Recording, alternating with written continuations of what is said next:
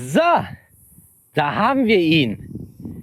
Jeep CJ, er hat es geschafft. Es hat ungefähr 1,5 Monate gedauert, um das Auto aus Emden nach Freeport, Texas zu kriegen.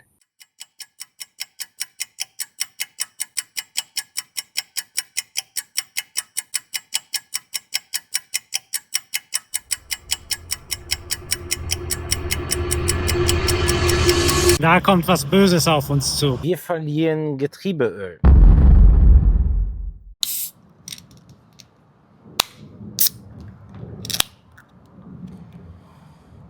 Prost. Prost.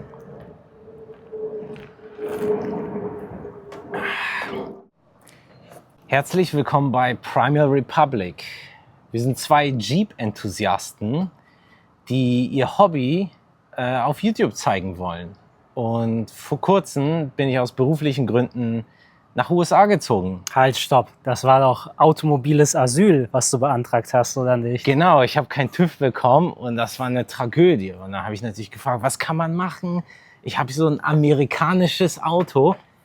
Wie kann ich damit legal fahren? Und da dachten wir uns, welcher Staat hat keine Inspection mehr? Natürlich war das nicht der ausschlaggebende Grund, aber das ist ein nettes Extra on top. Und deswegen sind wir hier in Austin, Texas. Aber fangen wir vielleicht mal ganz von vorne an. Umzug war festgelegt. Wir haben eine Deadline im Endeffekt bekommen, um den Jeep im Hafen abzugeben. Und das klingt natürlich jetzt einfach. Gut, ja, dann in ein paar Wochen fährt man einfach zum Hafen. Aber nein, bei uns läuft das natürlich nicht so. Als das klar war, war der Wagen noch nicht in ganz so fertigen Zustand, ne? Genau, ich habe Aftermarket-Schweller gekauft, natürlich ohne Lackierung. Und da haben wir eine Weile gekämpft. Das heißt, das mit dem Umzug und dem Datum hat sich dann so mitten diesem Projekt erst ergeben. Das heißt, da wussten wir, okay, wir müssen so langsam Gas geben. Also es war echt nicht viel Zeit, ne? Und da lag ja noch so ein Longarm-Fahrwerk herum in der Ecke. Ach ja, ein Longarm-Fahrwerk, genau. Das hat sich natürlich auch so angeboten, okay, schnell, wir machen das Auto fertig. Und dann haben wir wirklich Gas gegeben. Das heißt, Schweller fertig angepasst, verschweißt, dann lackiert und dann Vollgas putzen. Und dann stellt sich die Frage, wieso putzen? Und da kommt jetzt der wichtige Teil. Die Behörden in den USA verlangen, dass die Autos komplett blitzeblank sind und das gerade von außen und von unten. Es geht darum, dass man keine Erde, irgendwelche Samen von irgendwelchen Pflanzen mit in das Land einführt. Das ist so der Kontext, wieso wir dann auf jeden Fall noch sehr viel Arbeit investieren mussten, um die Karre sauber zu kriegen, weil sie war nicht sauber. Und dann ging es eigentlich schon Richtung Hafen. Und das ging eigentlich ziemlich einfach. Also wir hatten natürlich alles vorbereitet an Papierkram. Fahrzeug abgeladen vom Anhänger, hingestellt, wo die das haben wollten, Papierkram erledigt, bisschen warten und dann kam einer, der eine Art von Abnahme durchgeführt hat. Und dann hieß es Adios zum Jeep und warten, bis der ankommt vor Ort. Und dann hieß es Howdy aus Texas.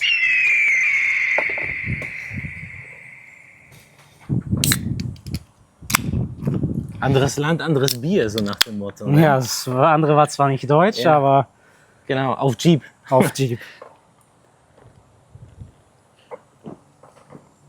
Und ja, dann haben wir in Texas gewartet auf die Ankunft des Fahrzeugs. Und dann kam irgendwann der Tag der Abholung.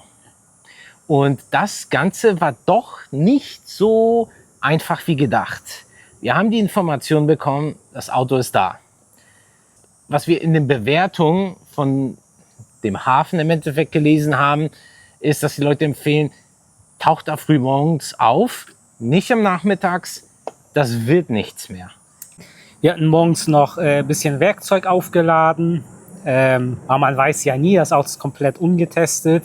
Also alles, was wir an Werkzeug hier hatten, haben wir aufgeladen und sind dann losgefahren Richtung Freeport. Genau. Zum Thema Werkzeug gibt es auch noch ein separates Video auf unserem Channel demnächst. Ihr werdet sehen den Einkauf und wir stellen euch vor, was wir alles so gekauft haben. Wirklich sehr cool, was man so in einem Geschäft vor Ort in den USA kaufen kann.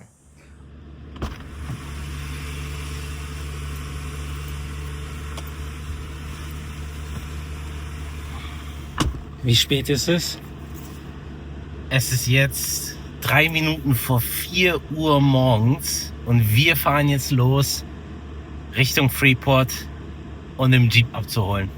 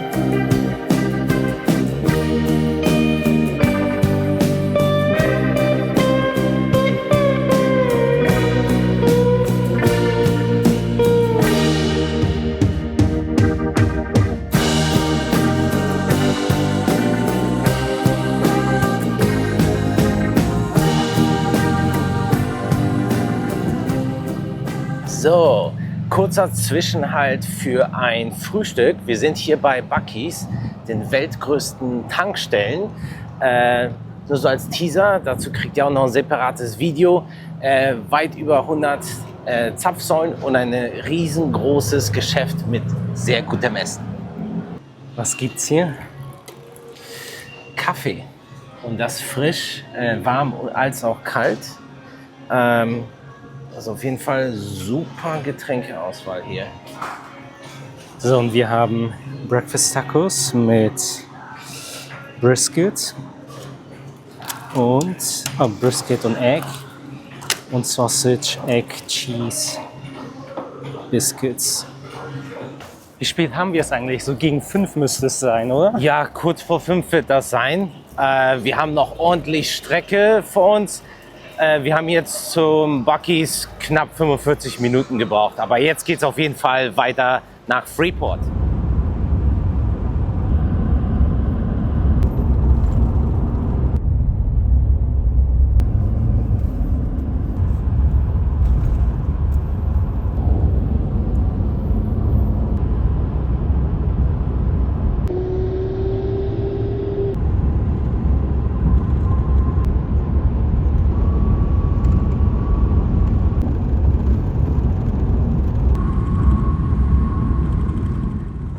Wir haben uns also in diese Schlange gestellt mit den LKWs. Was auch komplett random war, aber keine Beschriftung. Nee. Wir wussten das, weil wir die Google Maps Bewertung gelesen haben. Ja. Aber es ist super, super merkwürdig. Keine Schilder, man weiß nicht, wohin man muss, was man tun muss. Aber wir sind einfach sozusagen an das Hauptgate von dem Hafen gefahren. Ja, und wie weiß man, dass man dort ist? Dort ist ein Schild. Aber es ist keine Beschilderung, fahr hier lang, um am Gate ABC zu kommen oder sonst was. Genau, aber gut, die hat sich die Papiere angeschaut, die wir mit haben und hat uns gesagt, okay, stellt euch in die Schlange. Dann stellen wir uns in die Schlange. Dann standen wir da eine Weile, keine Ahnung, halbe Stunde, dreiviertel Stunde, nicht so lang. Nicht ganz so schlimm, genau. Und dann kam da so ein Fahrzeug angefahren, da saß eine Frau drin und die hat uns dann gefragt nach den Dokumenten. Dann hat sie gesagt aber, hey, ihr könnt schon mal da vorfahren.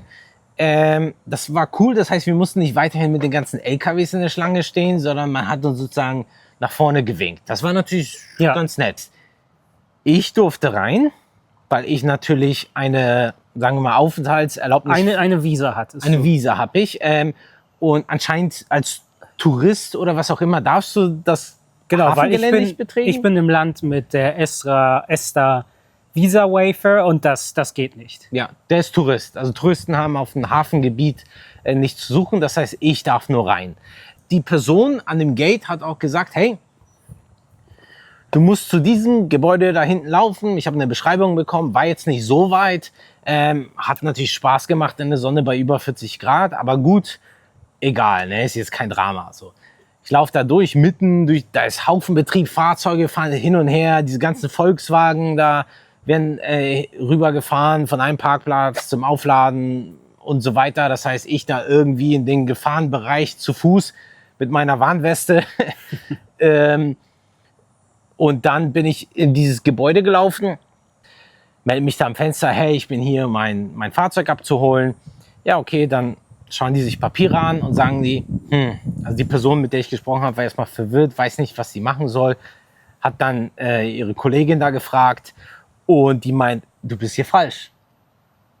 Ich denke mir so, ja, okay. Ja, hier steht, auf diesen ganzen Dokumenten hat die dann irgendwie gefunden, da irgendeine Firma stand da mit einer Adresse. Du musst dahin, die haben dein Fahrzeug. Ich denke mir so, okay. Und wie komme ich da hin? Ist das hier? Sagen die einfach, ja, ruf dort an. Was auch okay ist, ne? Dann bin ich wieder raus in dem ganzen Krachbetrieb. Ich habe die Firma angerufen. Anscheinend haben die mein Fahrzeug. Ich musste wieder raus. Wir sollten ein komplett anderes Gate.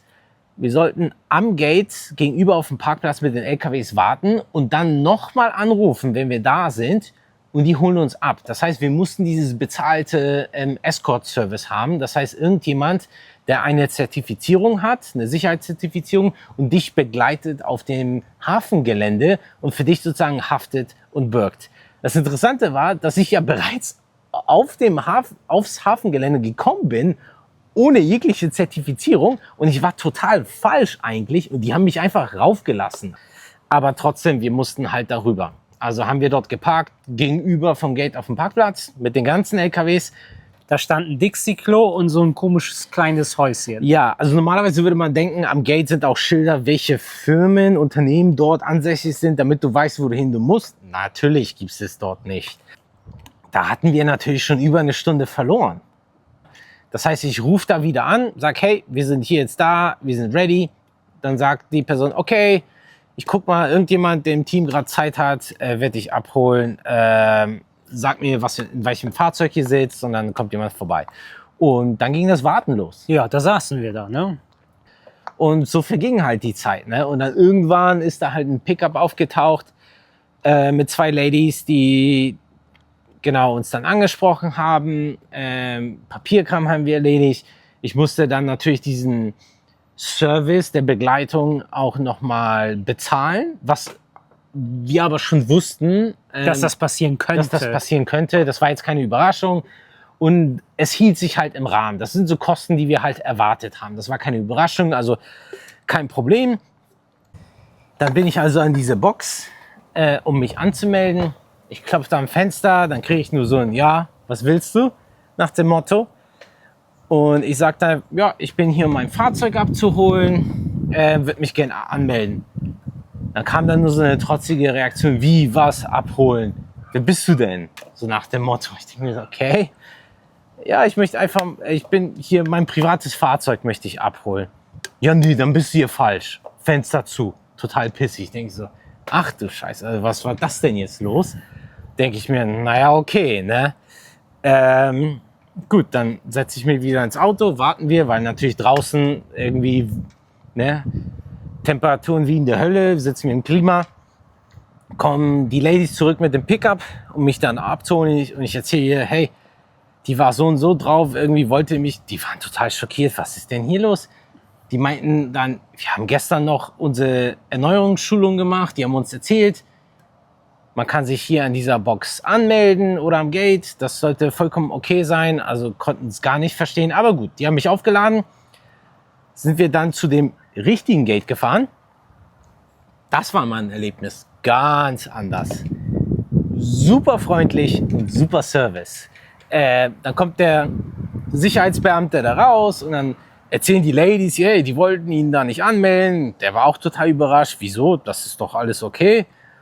Naja gut, machen wir dann. Anmeldung gemacht, alle Dokumente ausgehändigt, alles ohne Probleme gehabt. Sind wir dann aufs Gelände, also ich zusammen mit denen in deren Fahrzeug, aufs Gelände gefahren und dann fahren wir zum Fahrzeug, steigen aus und dann erzählt die mir, okay, steig ein, du fährst uns hinterher und dann, wenn wir hinterm Gate sind, freie Fahrt.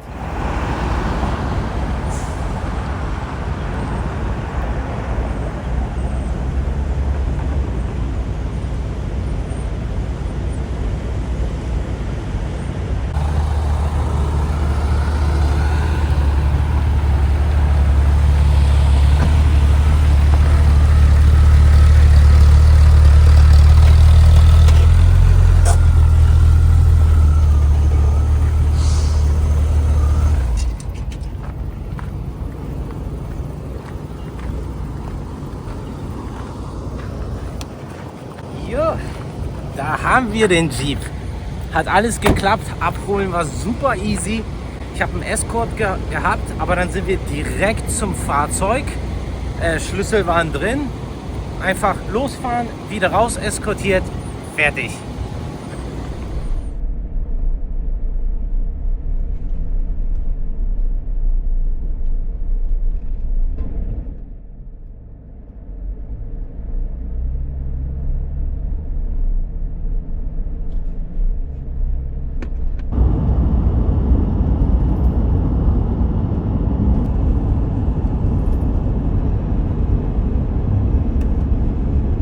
Jeep CJ, er hat es geschafft. Es hat ungefähr 1,5 Monate gedauert, um das Auto aus Emden nach Freeport, Texas zu kriegen.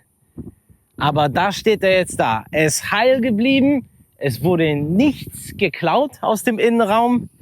Er ist genau so, wie wir ihn abgeliefert haben. Schaut euch mal das Prachtstück an. An der texanischen Küste in der Nähe von Houston. Da, wo er hingehört, in seinem natürlichen Lebensumfeld.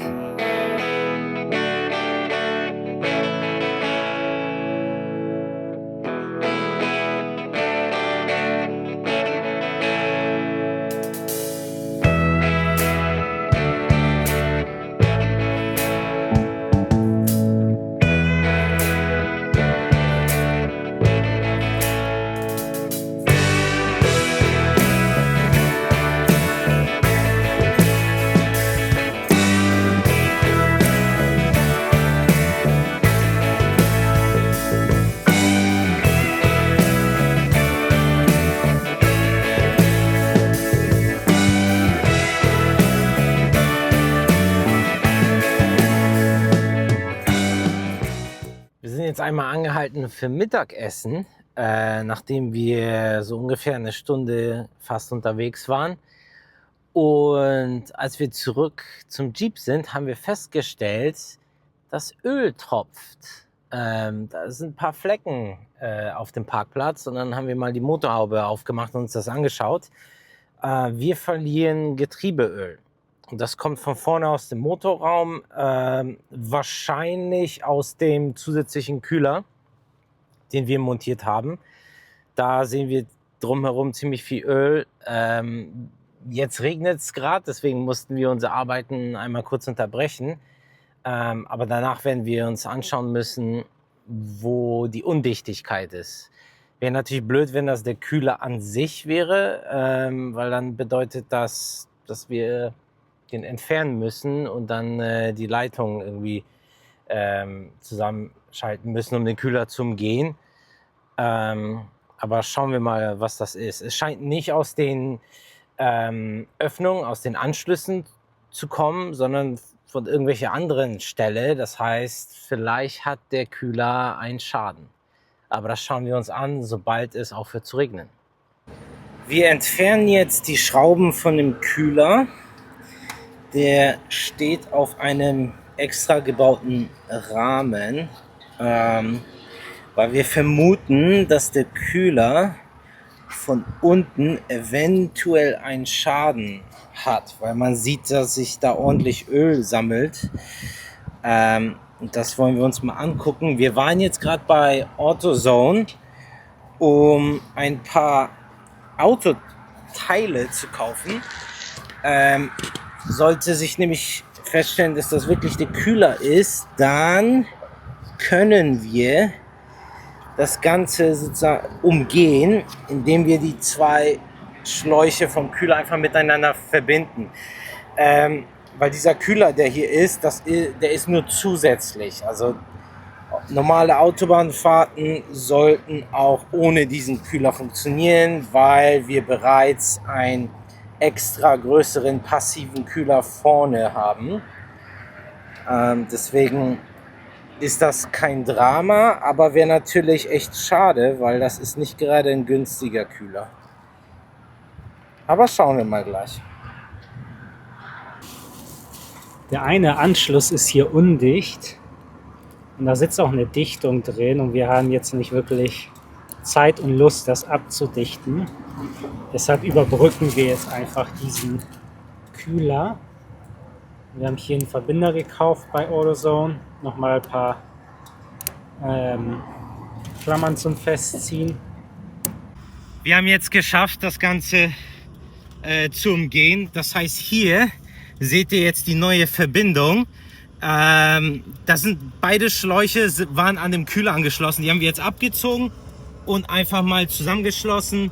Das Papier haben wir einfach darunter gelegt, weil jetzt haben wir einfach mal getestet und wollten schauen, ob da Öl abläuft. Frisches Öl ist rot, siehst du sofort dann am Papier, auch wenn es einzelne Tropfen sind.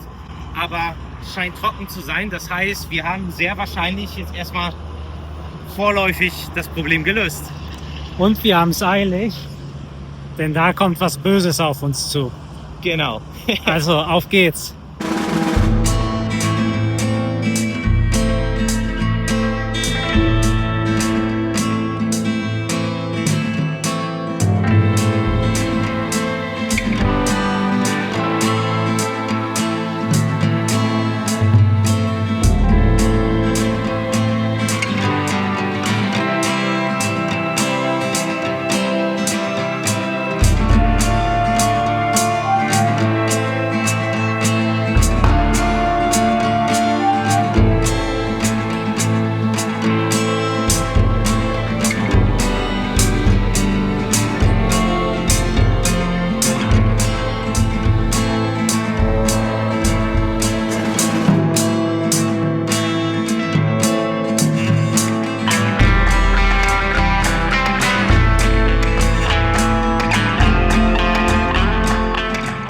Die Reparatur war zum Glück ein voller Erfolg.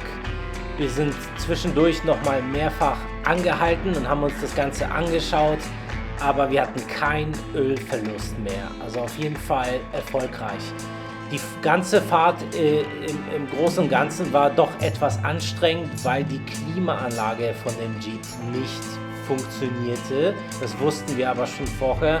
Bei über 35 Grad im Schatten war das doch etwas anstrengend, aber wir haben es trotzdem erfolgreich nach Hause geschafft, ohne weitere Problemchen.